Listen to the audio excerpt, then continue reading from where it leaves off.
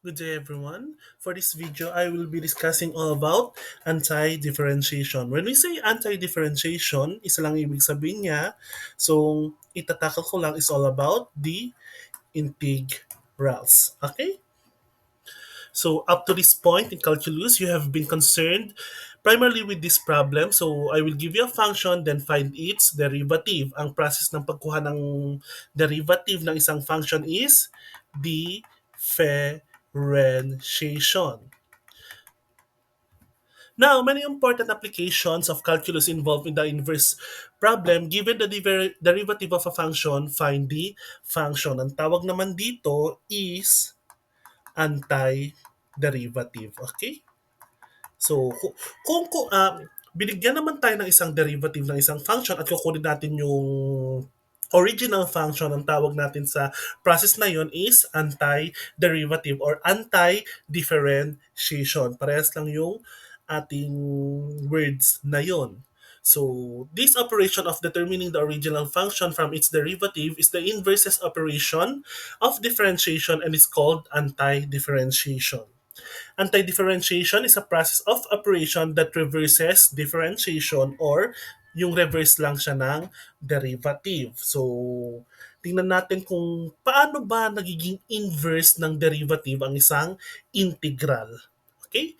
The anti-differentiation process is called the integration or integral. Okay? So, another word lang yan. So if we have the integral of f of x dx, when we say dx with respect to x yung gagawin nating integration. We have the integral sign. So para lang siyang letter S na mahaba. We have the integrand, yun yung ating derivative of a function.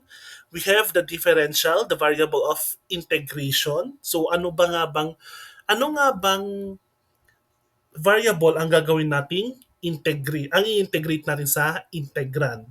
And yung buo ay tinatawag na indefinite integral. When we say indefinite, indefinite, wala siyang upper and lower bound. Kasi in your future topics pa magkakaroon kayo ng definite na may lower bound and upper bound. So dito muna indefinite, wala muna tayo yung lower bound and upper bound. So we have is equal to big F of x. Okay, so yan. So antiderivative ng f of x yung ating integrand. So the derivative of big F is the small f. So we have the f prime of x is equal to f of x.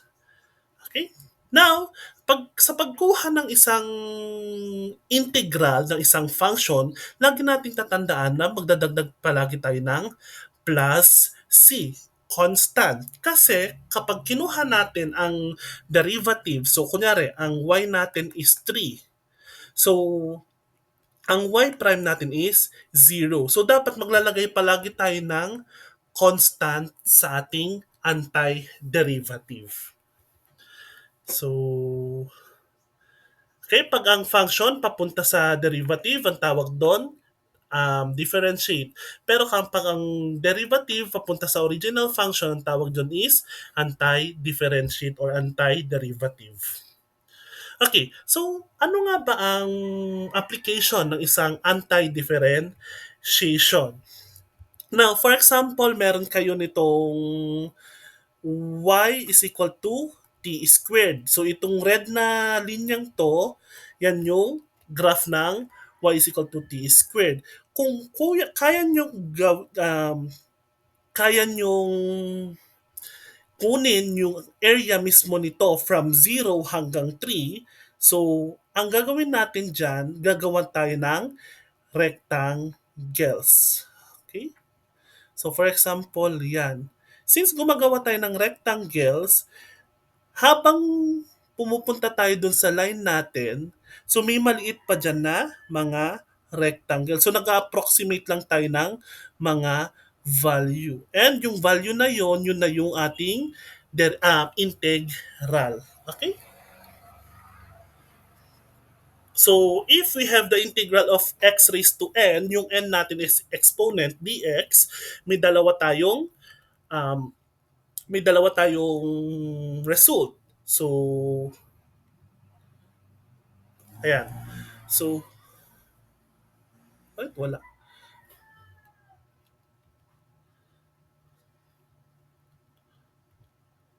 Okay? So, may dalawa tayong result. So, isa sa mga formulas ng integral, we have x raised to n plus 1 over n plus 1 kung ang exponent natin ay not equal sa 1. Pero kung ang n natin ay is equal to negative 1, magiging ln x na siya. For example, so ang derivative ng so ang antiderivative, so ang integral ng 1 over x dx is equal to ln x. Kasi itong 1 over x, parehas lang ito sa x raised to negative 1. Okay? Since ang n natin is equal to negative 1, our antiderivatives ln x, don't forget yung plus c. Another example, we have this, the integral of a number dx.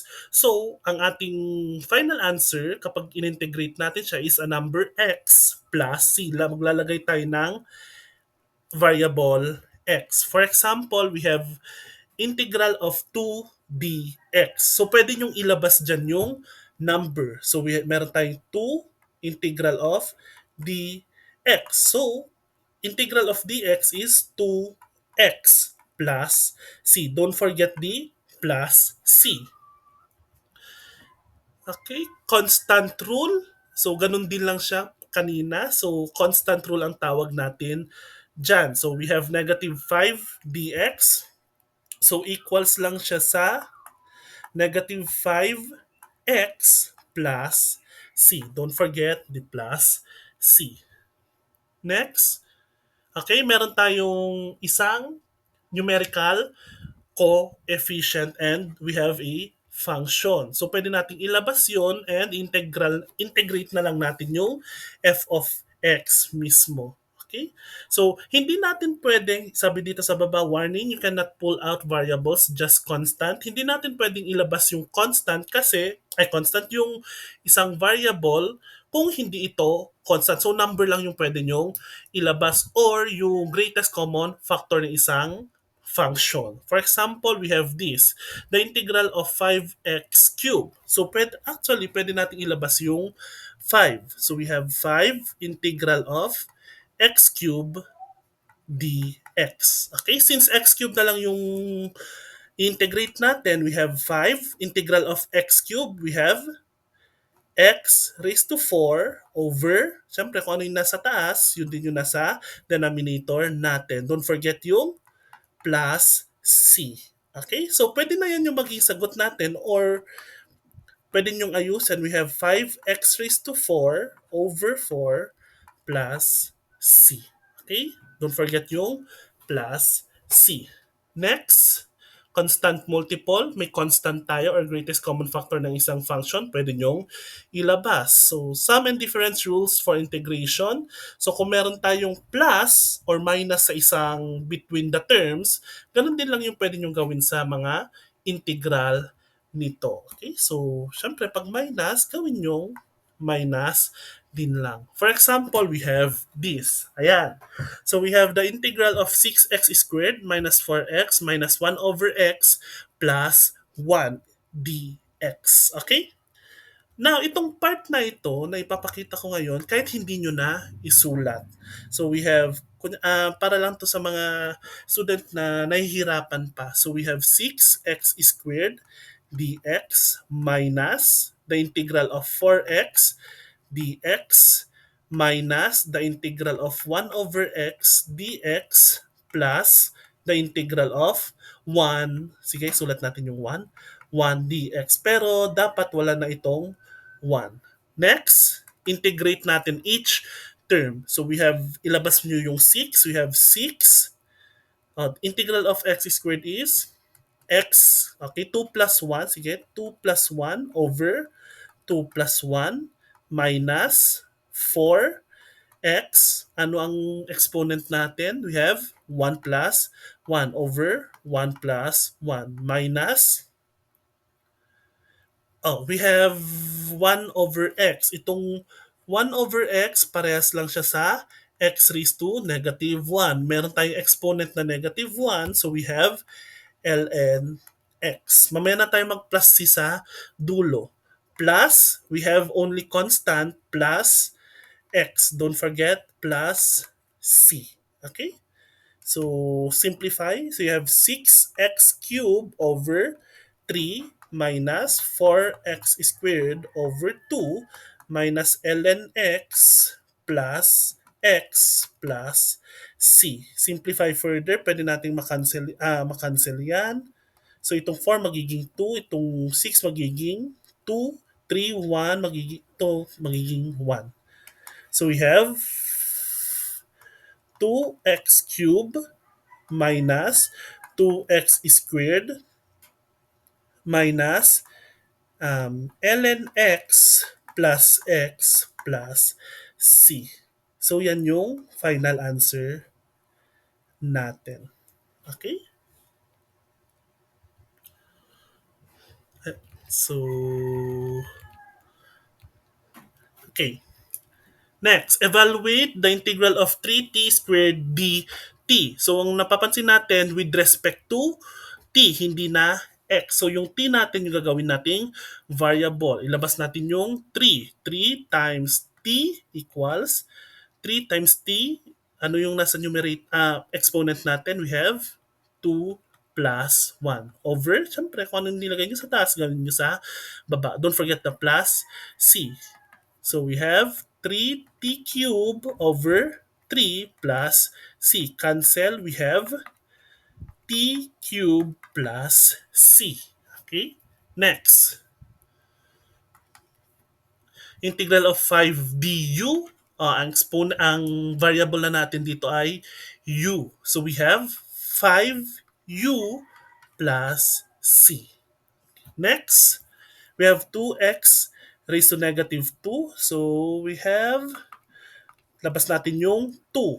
X raised to negative 2 plus 1 over negative 2 plus 1 plus c. Simplify, 2x raised to negative 1 over negative 1 plus c. Simplify pa natin, negative 2 x raised to negative 1 plus c.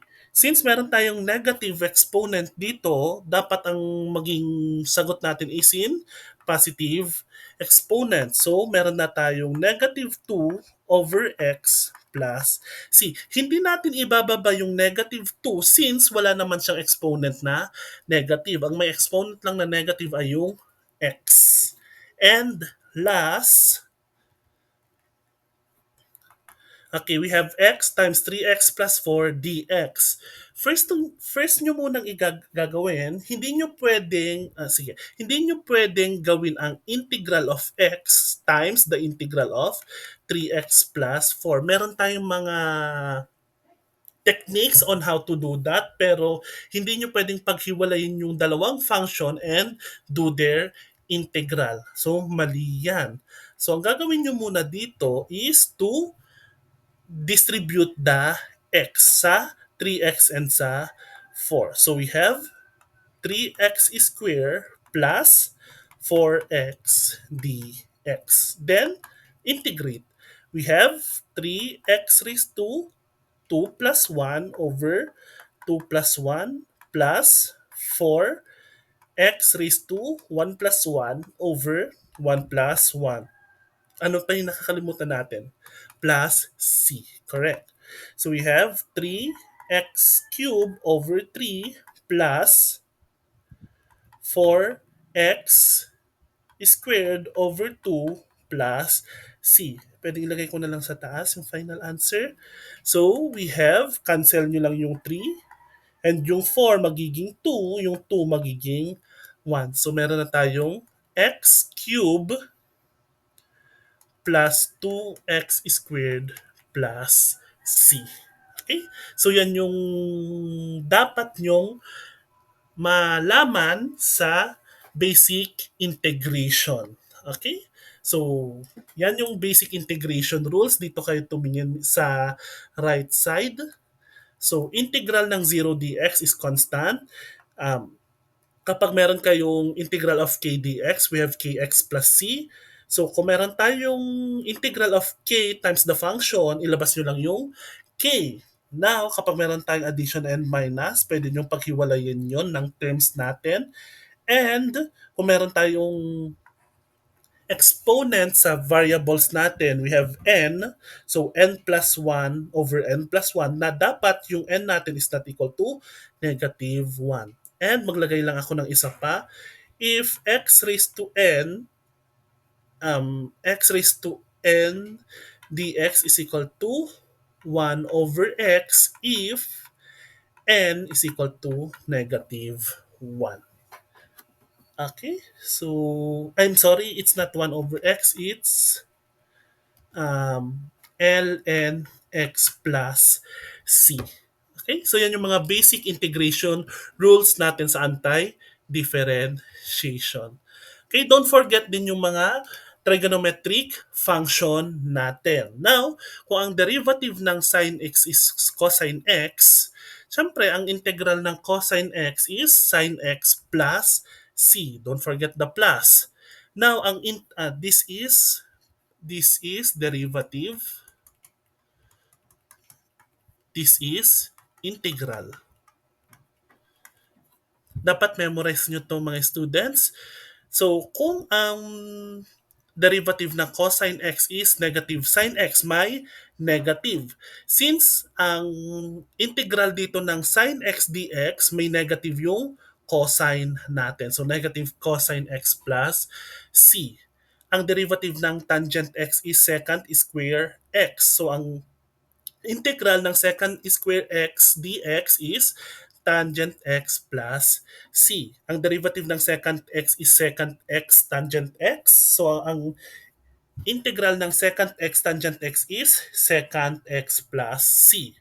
Ang derivative ng cotangent x is equal to negative cosecant squared x. Ang antiderivative naman ng cosecant squared x dx is negative cotangent x. Magiging negative yan kasi may negative dito. And lastly, we have derivative ng cosecant x is negative cosecant x cotangent x. So, ang antiderivative ng cosecant x cotangent x dx is negative cosecant x plus c. Okay, basic integration naman yan sa trigonometric function natin. Okay, so let's have these conclusions. Anti-differentiation is a process or operation that reverses differentiation. So, ang integral, inverse lang siya ng derivative. Yun yung sinasabi ng first bullet. Second bullet, the anti-differentiation process is called integration. So, one way to say na anti-differentiation, integration. Similar to differentiation, integration has a variety of rules that we must remember, recall, and be able to use. So, yun dito, sa video na ito, basic integration rules pa lang na pag-aralan natin. Meron pa tayong use substitution. Meron pa tayong um, table of, using the table of values, etc. Okay? So, I hope na may natutunan kayo for this video and thank you for listening.